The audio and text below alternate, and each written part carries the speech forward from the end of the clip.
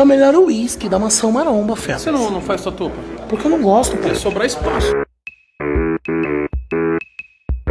Eu ia fazer um mapa mundo, então.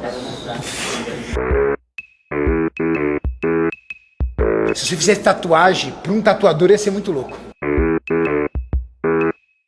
E é mesmo, porque pensa, o cara tem um caderno pra desenhar.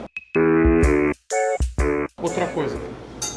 Ih, vai começar, vai falar que eu vou morrer. Não vou morrer porque eu tô treinando com o titio.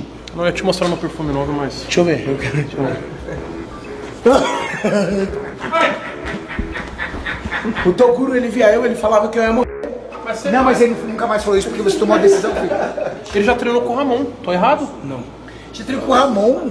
Sabe por que ele não ficou na mansão? Porque ele ia quebrar esteira, quebrar cama, um monte de coisa também. Ele não pode nem ir pro pântano, senão ele afunda.